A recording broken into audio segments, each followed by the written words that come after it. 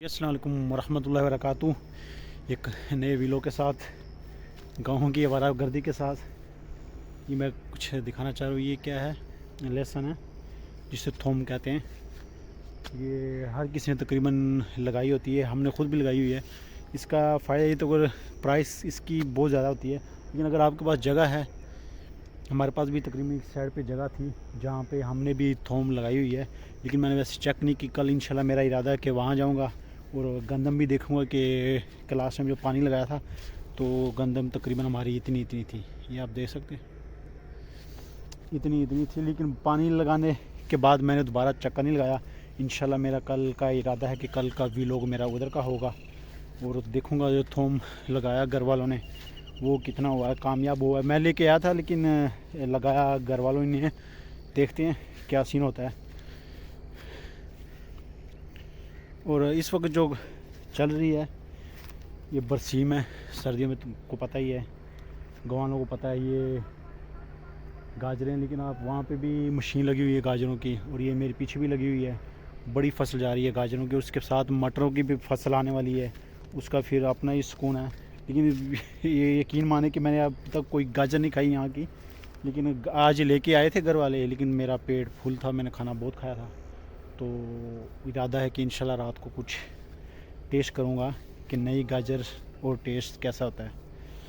तो दिखाते हैं और भी आपको नज़ारे। अगर ज़मीन अच्छी बनी हो ना तो उसमें फ़सल भी तकरीबन अच्छी होती है। ये अब आप ये देख सकती हैं, मैं ख़ुद भी देख के हैरान हूँ। ये इसने बिल्कुल पाउडर की तरह इसको बनाया हुआ है। अब इसमें जो भी फसल होगी तो फसल तो पैदावार भी अच्छी देगी। तो मसला यही है कि ज़मीन अगर अच्छी बनी हो, खाद वगैरह भी टाइम पे लगे हो, पानी वगैरह का भी मसला ना हो, तो फिर आपको फ़ायदा है। जब हमारी ज़मीन है वहाँ पे एक मसला था पानी का, लेकिन वो पानी वाला जो पुराना ट्यूबवेल था वो ख़त्म किया है। अब जो नया लगाया उनका पानी माशाल्लाह सही है और बिल्कुल बंजर हो चुकी थी। लेकिन अब जिस इसके पास भी है वो माशाल्लाह खुशहाल है। पानी अब क्योंकि ज़बरदस्त हो गया, अच्छा हो गया है, तो फसल भी अच्छी देती है और तकरीबन ज़मीन भी काफ़ी ज़रई हो गई है, काश्तकारी करने के काबिल हो गई है। लेकिन अभी ये मौसम है, सर्दी है, दिसंबर का महीना है, लेकिन वो सर्दी नहीं है जो किसी दौर में हुआ करती थी। अब आप खुद देख सकते हैं, मैंने कुछ भी नहीं पहना हुआ। जैकेट थी, मुझे गर्मी लग रही थी, मैं घर उतार के लाया हूँ। अभी ये आप देख सकते हैं, हर तरफ कोई ना कोई काम करता नज़र आएगा आपको। और जो अभी सीज़न चल रहा है वो गाजरों का चल रहा है। गाजर हर तरफ आप देखेंगे तो गाजर वाला की कोई कटाई कर रहा है, कोई मशीन लगा के सफाई कर रहा है, कोई बोरियों में बंद कर रहा है। अभी मैं लेकिन उस साइड पे तो नहीं गया, वहाँ पे लेडीज़ वगैरह थी। मैंने कहा वहाँ पे तो मैं वीडियोज़ नहीं बना सकूँगा, तो फिर मैंने कहा चलो एक साइड पे बना देते हैं। लेकिन ये चीज़ मैं देख के बड़ा मुतासिर हुआ हूँ। ये ज़मीन इसने बड़ी अच्छी बनाई है और तकरीबन पाउडर की तरह इसने बनाई हुई है। फसल भी उस हिसाब से ही देगी, जितना ख़र्चा करोगे फसल भी वैसे ही आएगी। ये मकई है, आप देख सकते। लेकिन ये वो खाने वाले के लिए तो छोड़ी नहीं है मकई। ये तकरीबन जो क्या कहते हैं उसको, जानवरों को डालने के लिए वही है, क्योंकि उसमें से ऐसी कोई चीज़ नज़र नहीं आ रही है। और ये डेरा भी आप चेक कर सकते हैं, ये मेरे पीछे डेरा नज़र आ रहा है आपको। यहाँ पे भी हमारी बड़ी यादें जो हैं वाबस्ता है। यहाँ पे भी बड़े बड़े लोग गुज़रे हैं।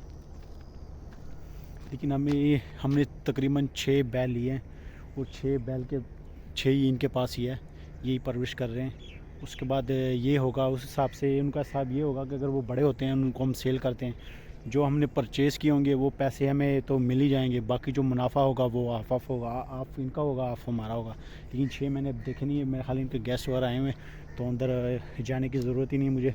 तो इधर काफ़ी सारी जगह है, मैं वहाँ पे आवारागर्दी कर लेता हूँ। एक तो मेरे ख्याल अंदर फैमिली है और दूसरी यहाँ पे जो मालिक वगैरह है वो भी आए होते हैं। मेरी तो उनके साथ इतनी सलाम दुआ है नहीं है, तो मैं फिर नहीं जाता। घर जो अंकल वगैरह हैं, भाई वगैरह, वो तो आ जाते हैं, लेकिन मैं अक्सर आंखें छुड़ा के यहाँ से आगे पीछे निकल ही जाता हूँ। मैं उस साइड से आया हूँ, घर मेरा उधर है गांव, वहाँ से ऊपर इस साइड पे आया हूँ। वहाँ से फिर मैं यहाँ से होता हुआ इस रास्ते से। अब ये मैं चीज़ तो आप लोगों को दिखाना चाह रहा था, वो ये चीज़ थी। ये भला क्या चीज़ हो सकती है? ये है मटर, ये सारी मटर है, इधर भी है। और आसपास इतनी तकरीबन जो गांव के करीब है इतनी वो ज़्यादा नहीं बीजते, लेकिन जो इस तरह के वीराने में हो वहाँ पे आप ये फसल बीज सकते हैं, क्योंकि फसल को नुकसान पहुँचाने वाला कोई बंदा होता नहीं है, तो आप इजीली आप इसका हो सकता है। लेकिन अभी मैं जो जाऊँगा इस रोड से जाऊँगा, वो सामने वो सारे बांस है, वो तकरीबन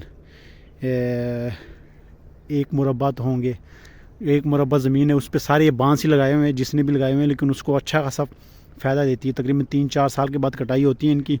और एक तो जितने भी आसपास गांव हैं उनके लिए जो वो कहते हैं ना पंजाबी में बालन, लकड़ियाँ जलाने के लिए, वो भी बहुत सारा बन जाता है। हम खुद भी लेके आते हैं, गैस वाला तो है नहीं, लेकिन पैसा भी उनको अच्छा देती है। तो इस रोड से मैं यहाँ से जाऊँगा, फिर यहाँ से मैं टर्न लेके सीधा फिर वहाँ से ऊपर से वापस। लेकिन ये मटर देख के मुझे बड़ी खुशी होती है। किसी दौर में हमारे भी एक रिलेटिव ने बीजी थी, लेकिन उसको मेरा ख्याल है मज़ा नहीं आया। और अभी जो रेट चल रहा है मटरों का वो तकरीबन आपको पता ही है।